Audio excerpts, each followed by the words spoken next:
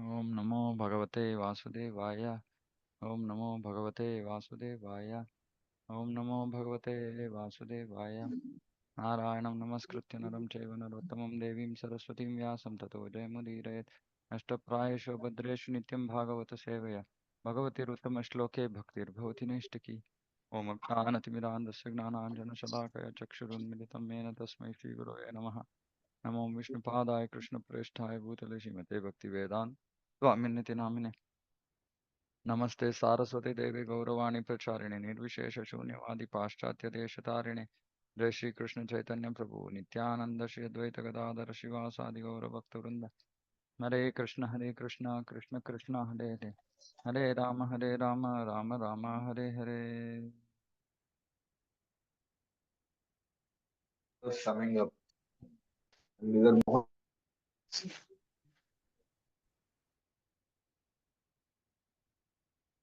Srimad Bhagavatam, Canto 4, Chapter 9, Verse 13. Triyannagadvija Sarisripa Devaदैत्या मर्त्यादिभिः परिचितं सदसद्विशेषं रूपं स्थविष्ठम् अजते महद् आद्यनेकं नाथ परं परमपि वेद्मि न यत्र वादः. My dear Lord, O Supreme Unborn, I know that the different varieties of living Suffocation होता है. entities. Please mute yourself, Chiranjeevi Prabhu. My dear Lord, O Supreme Unborn, I know that the different varieties of living entities such as animals, trees, birds, reptiles, demigods, and human beings are spread throughout the universe, which is caused by the total material energy.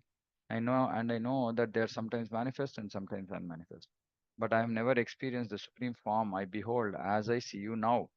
Now all kinds of methods of theorizing have come to an end. So this is realization. After seeing the supreme form, no more speculation. In the Bhagavad Gita, the Lord says that he has spread himself throughout the universe, but although everything is resting upon him, he is aloof. The same concept is expressed here by Dhruva Maharaj. Um, so Krishna in Bhagavad Gita says that he is Udasinavat. He is as if uninterested, Udasina, about this material world.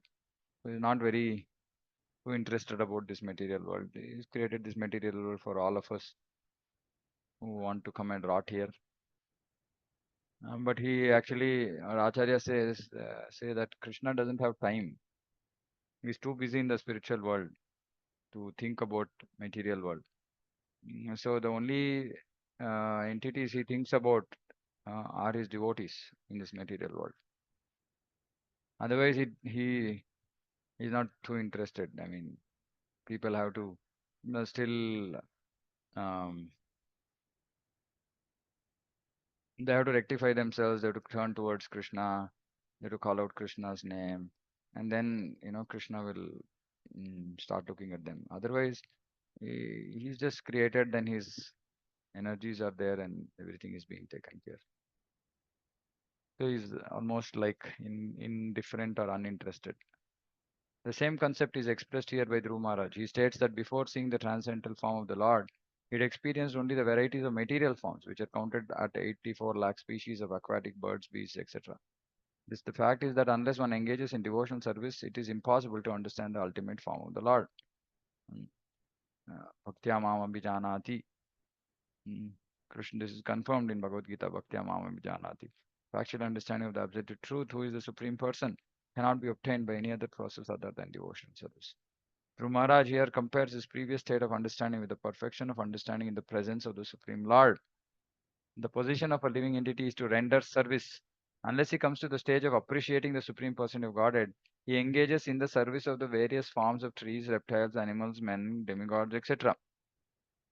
One can experience that one man engages in the service of a dog, another serves plants and creepers, another the demigods, and another humanity, or his boss in the office, but no one is engaged in the service of Krishna. Aside from common men, even men who are elevated in terms of spiritual understanding are at the utmost engaged in the service of the Virat Rupa, or unable to understand the ultimate form of the Lord. They worship voidism in meditation. Dhruva Maharaj, however, had been blessed by the Supreme Lord. When the Lord touched his conch shell to Dhruva's head, forehead, real knowledge was revealed from within. Pene Brahmaradaya. like that. So from within. And Dhruva could understand the Lord's transcendental form. This is enlightenment. Dhruva Maharaj here admits that no, not only was he ignorant, but by years he was only a child. It would not have been possible for an ignorant child to appreciate the supreme form of the Lord had he not been blessed by the Lord who had touched his concha to Dhruva's forehead. So, realization of Krishna is not our endeavor. Realization of Krishna happens only by his mercy. Nobody can say, yes, Shastra said, Shavanam Kirtanam, I did Shavanam Kirtanam, but I did not, Krishna did not reveal himself. No, this is Puratyada. Swayameva Spuratyada, Swayameva. He will decide when he will reveal himself and to what extent. And that depends on the surrender of the devotee. Ye yatha mam prapadyante tam tathaiva bhajamyam. To the extent of our surrender, Krishna will reveal himself. Uh, what does it mean to the extent of our surrender? We've been discussing this. Mm. If we want to remain within our comfort zone, then there is no need for Krishna to reveal himself because we are okay and we are doing things that we have been doing all along and we are comfortable doing it and we don't have to really depend on Krishna for anything. But when we engage in activities which are way beyond us, mm, then every moment we will be dependent on him. We will be taking his shelter. We will be praying for his mercy. Mm. So then that is surrender. Simple. Our child depends on parents. So if we don't have really anything significant that we are working towards in Krishna consciousness, then there is no need for any surrender. That is the reason devotees don't surrender because they'll pray to Krishna that their material life is smooth. Okay, material life is smooth. Then what? That's it. Then mechanical chanting, mechanical services, no progress. No progress. Good material life. That's not the aim of spiritual, the whole process of bhakti. The aim is not to have a comfortable material life. The aim is to move closer towards Krishna. And if you have to move to closer, why Kunti Maharani is praying? That there all those calamities, let it happen again. So we will think about you. We will think about you. Mm, mm, because otherwise we'll become complacent. We'll forget Krishna. So the more either we can think about Krishna by getting into material trouble, or another option is to engage ourselves so much, so deeply in such difficult Krishna conscious services that we think about Krishna on the in line with those services, those projects that we have taken up. Mm. Saturday we discussed about these projects. Mm. So, who has picked up what project? This was our homework over the weekend, isn't it? Did anybody give time to think about what project you're going to take up for Krishna's pleasure? Project, I said project, not just incremental moving, uh, you know, getting out of the comfort zone. Some project. Mm, mm. Anyway, since possibly I don't know how many of you really got time to do that. Uh, if anybody has anything you can share, otherwise please think about it. And by end of the day, you can share what is your project. And if you're not clear, you can discuss with me. Then I'll tell you. I have enough project for for people to drown themselves in. Mm. But this is important. Mm, mm. And this is all to the extent of our surrender, Krishna will reveal. So we have to depend more and more on him. Then he will reveal. Hmm. Prabhupada writes in one of the purports saying that progress in Krishna consciousness means increasing faith. Somebody is asking me, how do we increase faith? I said, by doing things that will put you in trouble and then you depend on Krishna. That's how your faith increases. Trouble means not materially. Right? Like this spiritually. You take up something which is way beyond you. And then obviously you have to depend on Krishna and then Krishna will show you mercy. Then you're like, yeah, yes, yes, yes. Krishna is there. Krishna showed mercy. Hmm. Mm.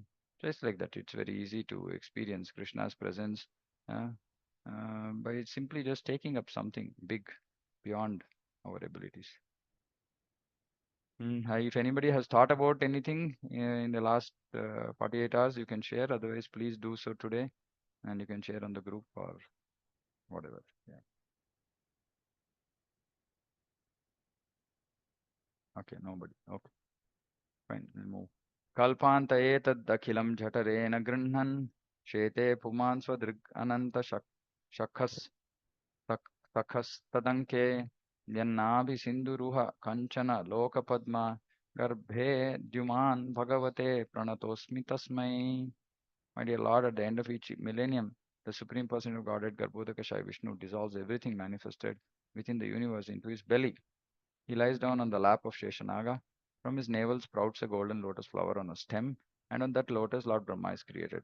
I can understand that you are the Supreme God, same Supreme Godhead. I therefore offer my respectful obeisances unto you again. So this is also realization. He realized how creation is happening. Dhruva Maharaj's understanding of the Supreme Personality of Godhead is complete. In the Vedas, it is said, Yasmin Vignate Sarvam Evam Vignatam Bhavati. Knowledge received through transcendental causeless mercy of the Lord is so perfect that by that knowledge, the devotee becomes acquainted with all different manifestations of the Lord. Sarvam Evam Vignatam. Whatever is there to be known will be known. Yasmin Vignate. By knowing whom? By knowing whom, everything that needs to be known will become known. That is the meaning of this verse. Lord Kshirodakashaya Vishnu was present before Dhruva Maharaj, who could also understand the Lord's two other forms, namely Garbhodakashaya Vishnu and Karanodakashaya Vishnu. Why Prabhupada is saying Kshirodakashaya Vishnu was present? Because all avatars within the material world come from Kshirodakashaya Vishnu. So Kshirodakashaya Vishnu was present, but realization is always complete. So he could also understand the other two forms because this is realization of the Supreme Lord. So all other forms, all different manifestations of the Lord, everything becomes known. Regarding Mahavishnu is stated in Brahma Samhita, Yasyai Kanishwati Takala Mathavalambya Jivanti Loma Vilaja Jagadandanatha Vishnur Mahansa Hirayasya Kala Vishesho Govindamadi Purusham Tamam Bhajami. At the end of each and every millennium, when all the material worlds are dissolved, everything enters the body of Garbhodakashaya Vishnu, who is lying on the lap of Sheshanaga, another form of the Lord. Those who are not devotees cannot understand the different forms of Vishnu and their positions in regard to the creation. Sometimes the atheists argue, how can a flower stem sprout from the navel of Garbhodakashaya Vishnu? They consider all the statements of the Shastras to be stories, imagination, as a result of their inexperience in the absolute truth and their reluctance to accept authority. They become more and more atheistic. So Prabhupada is saying it's not just about their reluctance to accept authority. They also have inexperience in the absolute truth. This is Vijnana because there is no Vijnana because they're not engaged in devotion, so they don't get any experience with respect to the absolute truth. So they become more and more atheistic. So they don't accept authority, they don't practice any form of yoga, they don't experience absolute truth, they become more atheistic. And so they cannot understand the Supreme Personality of Godhead. But a devotee like Dhruva, by the grace of the Lord, knows all the manifestations of the Lord and the different positions. It is said that anyone who has even a little of the Lord's grace can understand his glories. So if we are able to understand Krishna's glories, then that means that we have Krishna's grace, his mercy. Others may go on speculating on the absolute truth, but they will always be unable to understand the Lord. In other words, unless one comes in contact with a devotee, it is not possible to understand the transcendental form of the spiritual world and its transcendental activities. Actually, I had experience of this. When I came into Krishna consciousness, I didn't understand that, first of all, that I was associating with Srila Prabhupada through his books. And then I didn't have any other association. And I was simply trying to read Bhagavad Gita just like a mundane scholar or a mundane intellectual. And I couldn't understand anything. And then only then slowly when I started doing service, mm, and the two menial service. My first service in the temple was cleaning. In our old temple, we had yeah, those days when morning class used to happen on Sunday in the morning, morning class. So then my seva was to set up, uh, clean, or, sweep, mop, etc. the place, put jamkhana for Kannada class, which used to happen on the in the Prasadam hall in our old temple. That was my first service. Some devotee, very senior devotee, very mercifully gave me that service. And I used to just simply do that. And then the only other service I took up voluntarily was washing pots. This was my service for almost 5 6 months. Before I used to just go to the temple, do this, and go. That's it. And then only I started understanding Bhagavad Gita. Mm. So if we just remain saying that, yeah, like we have to come in touch with devotees, devotees have to show mercy, only then we can understand spiritual knowledge. And then, of course, then when we surrender to Srila Prabhupada, then he will shower more mercy. Mm. But yeah, many devotees I hear saying that I will do bhakti alone. I know chanting process, I know reading process, I will do bhakti by myself. I don't want any association. It might work for some time. Then one kick by Maya, and then we are gone. Uh, one difficult situation in our life, and then we are gone. So it's not easy. It's absolutely not easy. Even if we are firmly fixed, material situations can shake us up. So, and then we know our very shaky position in spiritual life. It's very shaky. Yeah. Anything big uh, can come and sweep us off our foot. Mm. So we have to be in contact with devotees and engage ourselves in service, and otherwise, first of all, our remaining in Krishna consciousness itself becomes like a big question. Then what is the question of understanding Supreme Lord and all these things? Mm. It's very, very important that we actually engage actively in, uh, you know, in some kind of a serious preaching activity, in center, temple, wherever it is. Otherwise, survival becomes a question of survival in Krishna consciousness. So we need devotee association, otherwise we can't make progress. त्वं नित्यमुक्तपरिशुद्ध विबुद्ध आत्मा कूटस्थ आदिपुरुषो भगवांस्त्रयादिश त्रयदीशः यद्बुद्ध्यवस्थितिन् अखण्डितया स्वदृष्ट्या दृष्टास्थिताव् अधिमखो व्यतिरिक्त आस्से. My Lord, by your unbroken transcendental glance, you are the supreme witness of all stages of intellectual activities. Unbroken transcendental glance. You are the supreme witness of all stages of intellectual activities. You are eternally liberated. Your existence is situated in pure goodness, and you are existent in the super soul without change. You are the original personality of Godhead, full with six opulences, and you are eternally the master of the three modes of material nature. Thus, you are always different from the ordinary living entities. As Lord Vishnu, you maintain all the affairs of the entire universe, and yet you stand aloof and are the enjoyer of the results of sacrifice. See, this such a heavy philosophy about the Supreme Lord. And as I was reading this, I just felt we are so fortunate that this so esoteric, inconceivable truth about the Supreme Lord, we are actually able to understand, isn't it? When we read this, we are able to understand. Yes, you are eternally liberated. Your existence is situated in pure goodness. You're existent in super soul without change. You're the original person of Godhead. You're full of six opulences. You're eternally the master of the modes of nature. You're different from the ordinary living entities. As Lord Vishnu, you maintain the entire universe, yet you stand aloof. Now, all of these things actually we have understood to different extents just by the mercy of Srila Prabhupada. Just imagine if Prabhupada had not written such detailed purports, like almost like spoon feeding, toddler. Uh, we wouldn't actually, if you see we used to read the commentaries of our previous acharyas like Vishwanath Chakravarti Thakur or Jiva Goswami or Sanatan Goswami, any of them. We will not get so much of detail. Prabhupada has written like spoon feeding for us because we don't have the Vedic culture. In Vedic culture, all of these are known. Mm, all of these are known stuff, right? But for us, actually, we need spoon feeding. So Prabhupada's purpose, that is why it's life changing because he's actually he's hand holding us through this whole so deep, very difficult to understand knowledge about the absolute truth. He's helping us through his purpose to actually understand, and it takes us multiple readings, multiple lot of mm, effort has to go in this Shravanam Kirtanam process, then we will be able to understand all this. That possibly we wouldn't have imagined that we'll, we wouldn't have imagined that we'll be able to understand all these things. That's simply Srila Prabhupada's mercy. Yesterday, His Grace Vidwan Gaurang Prabhu had shared one video about Sri Vaishnava in Sri Rangam who was appreciating a devotee child who was seeing the Gopuram in Sri Rangam, and he was pointing out to Putana in one of the this one there.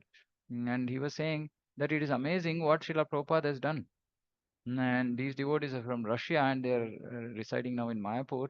And he was saying unimaginable. He was saying among Sri Vaishnavas, we are trying to make people chant this mantra, that mantra, but we find it so difficult. So we see that what Prabhupada has done is unimaginable, inconceivable. Going to people outside, Vedic culture and giving them Krishna consciousness, where even a small boy, uh, like maybe 3 or 5 years old, is looking at the forms of the Lord on the Gopuram and saying, "Okay, see, Putana is there." So he's expressing his, wonder about what Srila Prabhupada has achieved. And really, it's amazing. It's simply amazing. An atheistic argument against the supremacy of the Supreme Person of Godhead states that if God, the Supreme Person, appears and disappears and sleeps and awakens, then what is the difference between God and living entity? You atheistic fools. Dhruva Maharaj is carefully distinguishing the existence of the Supreme Person of Godhead from that of the living entities. He points out the following differences. See, Prabhupada so nicely is analyzing. The Lord is eternally liberated. Whenever he appears, even within this material world, he is never entangled with the three modes. He is therefore known as Trayadisha, the master of the three modes. In Bhagavad Gita, it is said, Daivi Esha Gunamaya Mamamaya Duratyaya. Living entities are all entangled in the three modes. External energy of the Lord is very strong. Uh, Mame Vaye Prapadyante Maya Metam Taranti. As the master of the three modes, but the Lord is ever liberated from the action and reaction of those modes. He is therefore uncontaminated, as stated in Ishopanishad. The contamination of the material world does not affect the Supreme Godhead. Krishna therefore says in the Bhagavad Gita that those who are rascals, namam duskrutino muda, prapadyante naradama, who are rascals and fools, think of him as an ordinary human being, not knowing his param bhavam, supreme nature. Param bhavam refers to his being always transcendently situated. Material contamination cannot affect him. Another difference between the Lord and the living entity is that a living entity is always in darkness. Mm. Mumajnanatimirandasya. Even though he may be situated in the mode of goodness, there are still so many things which are unknown to him. But it is not the same for the Supreme Person of Godhead. He knows past, present, future, and everything that is happening in everyone's heart. Bhagavad Gita confirms Vedaham Samatithani. Lord is not part of the soul. He is the unchangeable Supreme Soul, and the living entities are his parts and parcels. The living entity is forced to appear in this material world under the direction of Daivi Maya. But when the Lord appears, he comes by his own internal potency, Atma Maya. Besides that, a living entity is within the time of past, present, and future. His life has a beginning, birth, and in conditioned state. His life ends with death. But the Lord is Adi Purusha, the original person. Brahma Samhita, Lord Brahma offers his respect to the Adi Purusha, Govinda, the original person, who has no beginning, whereas the creation of this material world has a beginning. Vedanta says Janmadhyasya Yataha. Everything is born from the Supreme, but the Supreme has no birth. He has all six opulences in full and beyond comparison. He is the master of the material nature. His intelligence is not broken under any circumstances, which means that our intelligence becomes broken under difficult situations or under situations where we are very emotionally entangled due to aham and mama. Our intelligence is broken, but Krishna's intelligence is not broken. It's always fixed and always there, and he stands aloof, although he's the maintainer of the whole creation. Aloof means like somewhat like uninterested. As stated in the Vedas, Nityo Nityanam Chetanas Chetananam, Lord is the supreme maintainer. Living entities are meant to serve him by offering sacrifices, for he is the rightful enjoyer of the results of all sacrifices. Therefore, everyone should engage himself in the devotional service of the Lord with his life, his riches, his intelligence, and his words. See, Mm. with his life. Okay, to some extent we can do with our riches, to some extent with our intelligence, to some extent with our words, Mm. to some extent with our life we are doing. Mm. So this has to just keep on increasing, increasing, increasing till we reach a stage where our whole life, all our riches, all our intelligence, all our words are engaged in the service of the Lord. That is our goal. Mm. One of the purports I had shared in our study group, Prabhupada is saying that it is um, the best situation is for a human being to be completely engaged in the service of the Lord, direct service of the Lord, meaning no other work. It's a very fortunate position. But if that is not possible, then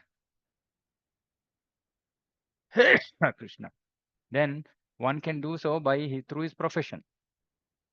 Whatever abilities Krishna has given, he can use that. He should use that to actually establish the supremacy of the Supreme Lord. Prabhupada is saying, if suppose say somebody is a scientist, for example, through that position of being a scientist, he should establish Krishna's position, not become an atheist. Hmm? Or somebody is a writer, somebody is a poet, somebody is a singer, somebody is something else, blah blah, whatever it is, use it to establish Krishna's supreme position. Otherwise, give up all that nonsense and directly engage in direct devotional service. Hmm. And that is the reason where we have to be very, very conscious about how many years we are there in Grahastha ashram and make the transition. It is a transition that has to happen from Grahastha to Vanaprastha. If not externally, meaning, yeah, we may or may not leave family, etc., etc. Okay, those are externals. Internal transformation has to happen. Movement from Grahastha, which is attached life, to Vanaprastha, which is unattached life, has to happen. And yeah, maximum it is at 50 years. That is for people who live for 100 years. We don't know how long we are going to live. So, as early as possible, as early as possible, finish off, wrap up material duties, move on to the next stage in life. Mm. So, this is very, very important. This is the original constitutional position of the living entities. This is the original constitutional position. Mm. One should never compare the sleeping of an ordinary living entity to the sleeping of the Supreme Person Godhead in the causal ocean. Because Supreme Personality Godhead here is doing Yoga Nidra. We are doing Agnana Nidra. Mm. There is no stage at which the living entity can compare to the Supreme Person. The Mayavadi philosophers, being unable to adjust to all this, come to the conclusion of impersonalism or voidism. They can't understand. They think that person means it is like human being. They can't understand that there are other persons, superior persons with superior qualities. They can't understand. So then they just say, see, something superior to me is impersonal, is energy, is Shakti, is void. I can understand that. I can't understand that a supreme person doesn't have birth, doesn't have death. He's Adi Purusha, he's eternal. How can we understand all this? Because we have not seen any person like that. So meaningless logic. Mm. यस्मिन् विरुद्धगतयोः शनिशं पतन्ति विद्यादयो विविधशक्तया शक्तयानुपूर्व्यात् तद्ब्रह्म विश्वभवम् एकम् अनन्तमाद्यम् आनन्दमात्रमविकारमहं प्रपद्ये. My dear Lord, in your impersonal manifestation of Brahman, there are always two opposing elements, knowledge and ignorance. Your multi energies are continually manifest, but the impersonal Brahman, which is undivided, original, changeless, unlimited, and blissful, is the cause of the material manifestation. Because you are the same impersonal Brahman, I offer my respectful obeisances unto you. So, again, Dhruva Maharaj's realization hmm, that, oh, yeah, you are the Supreme Person. Now he described the Supreme Person. Now he is saying, yeah, you also have your impersonal energy, Brahman. That is also coming from you. Not that it is not there. It's not that personal form. The Sakaravadis, the people who devotees who worship the personal form. It's not like they, don't accept the impersonal. They accept and they know, yeah, it is coming from the body of the Supreme Lord. So even because it is spiritual, it is not different from the Lord. So offer a respectful obeisances. But we don't have work there. Our work is directly with the Supreme Person. In the Brahma Samhita, it is said that the unlimited impersonal Brahman is the effulgence of the transcendental body of Govinda. In that unlimited effulgent aura of the Supreme Person Godhead, there are innumerable universes with innumerable planets of different categories. Although the Supreme Person is the original cause of all causes, his impersonal effulgence, known as Brahman, is the immediate cause of the material manifestation. The Maharaj therefore offered his respectful obeisances unto the impersonal feature of the Lord. One who realizes this impersonal feature can enjoy the unchangeable Brahmananda, described here as spiritual bliss. But we already read this saying that Brahmananda is just like a drop in an ocean. of the Ananda that a devotee experiences with Krishna, Swayam Krishna. Srila Vishwanatha Chakravarti Thakur describes that this impersonal feature or Brahman manifestation of the Supreme Lord is meant for persons who are essentially very advanced, but still not able to understand the person features of the variegated or variegatedness of the spiritual world. They are essentially very advanced, but still they cannot understand person form spiritual world. Just imagine how advanced we are. Not that we have to become proud of it, but just see what qualification Srila Prabhupada has given us. That we are more advanced than all these so-called advanced sannyasis who are running behind this Brahman to become one with Brahman. We understand much beyond that.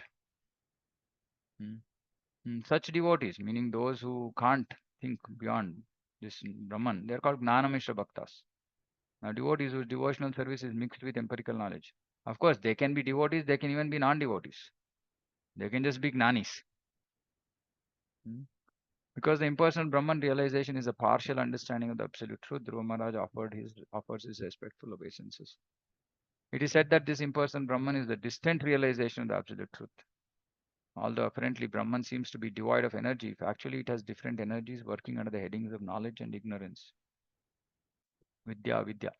On account of these different energies, there is continually a manifestation of Vidya and Avidya. Vidya and Avidya are very nicely described in Ishopanishad.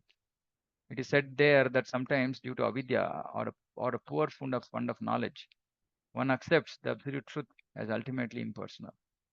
But in fact, the impersonal and personal realizations develop in proportion to the development of devotional service.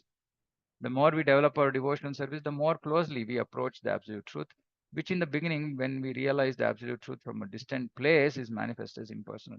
The Prabhupada gives this idea of a mountain.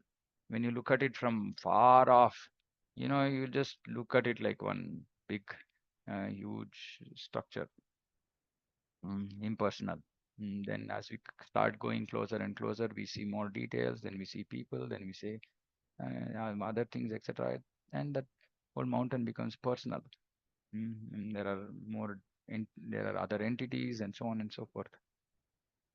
That's why he's saying here realization of absolute truth from a distant place, and like seeing that mountain from a far off distance.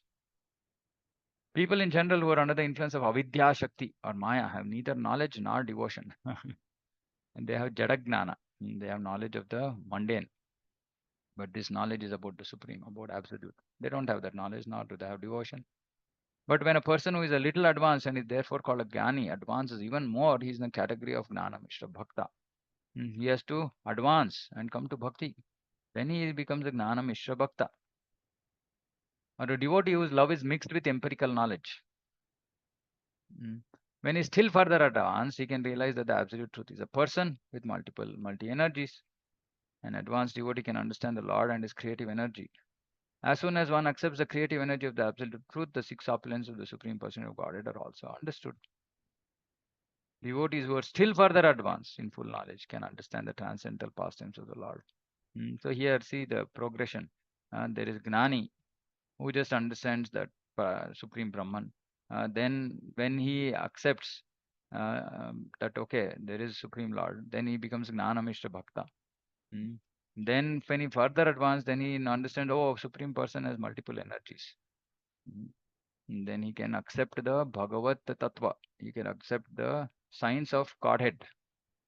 That okay, yeah, Supreme Lord has creative energy, the six appearances, etc. When one is further advanced, then he'll understand. Oh yeah, yeah, he's not just he's supreme, but he also has transcendental pastimes. Only on that platform can one fully enjoy transcendental bliss. On what platform? When we come to understand and accept Janma Karma Cha Me Divyam. An example is given in this connection by Vishwanath Chakravarti Thakur of a person proceeding towards a destination. As he approaches, he sees the destination from a distant place, just as we see a city from a distance. At that time, he simply understands that the city is situated at a distance. When he comes still nearer, however, he sees the domes and flags. But as soon as he enters the city, he sees various paths, gardens, lakes, marketplaces with shops and persons buying. He sees varieties of cinema houses and he sees dancing and jubilation. When a person actually enters the city and personally sees the activities of the city, he becomes satisfied. Hmm. So Vishwanath Chakravarti Thakur is saying that we will also become satisfied Uh, when we come to the stage of understanding the transcendental pastimes of the Lord, then we experience transcendental bliss. But before we understand, come to the platform of transcendental pastimes of the Lord, we have to understand the signs of Lord. Bhagavat Tattva Vijnana. We have to understand Supreme Lord's position. How is the Supreme Person, how everything is coming from Him, etc., etc. Purushottama Yoga. Uh, then we can accept His appearance, His pastimes. Then we experience transcendental bliss. Many times, when devotees directly go into this, hearing the pastimes without actually understanding Supreme Lord's position, we hear of the pastimes from a mundane vision. And then, there sometimes we will also have misunderstandings. Sometimes then we also, when we see the Lord enjoying, we also think I should also enjoy like the Lord. So all this is my misconceptions about our position, about Supreme Lord's position. So first we have to be fixed in knowledge. Atma Gnana, Bhagavat Tattva Vijnana. We should know all this. We should know who we are. We should know Sambandha Gnana, who the Supreme Lord is, what is the relationship between us, and be fixed in that. And then follow the Abhidheya process sincerely. And then slowly we can actually come to the platform of actually experiencing transcendental bliss when we hear the pastimes of the Lord, because we understand it then from His supreme position. So it's very important. That is why we have to understand Tattva before we can come into all this rasa. Mm. Okay, so I'll stop here. Anything anybody has to say? Prabhu, do you explain Yoga Nidra? Yoga Nidra is just transcendental sleep. I mean, Lord is sleeping but not sleeping. That's all. Mm. Mm. Our Nidra is in the platform of ignorance. His Nidra is just transcendental. He is completely conscious even when he is in that Nidra. So it's really, I mean, it's just a pastime of the Lord that he's lying there in one place, and he's just lying there and doing everything. So it's called Yoga Nidra. Prabhupada has not spoken much about this, so I can't speculate further. Yeah, Nakul Prabhu is saying his uh, thought of going on for book distributing in my locality to each and every home. Very nice. Very nice. That last part is very nice. To each and every home. So Nakul Prabhu's project is to, short-term project he's saying, is to go to each and every home in his locality. Excellent. Thank you. Okay. Anything else anybody wants to say? Abhideya process is just bhakti. Process of bhakti is Abhideya. How to establish that relationship with the Supreme Lord through the process of bhakti. That is Abhideya process. Okay. Anything else?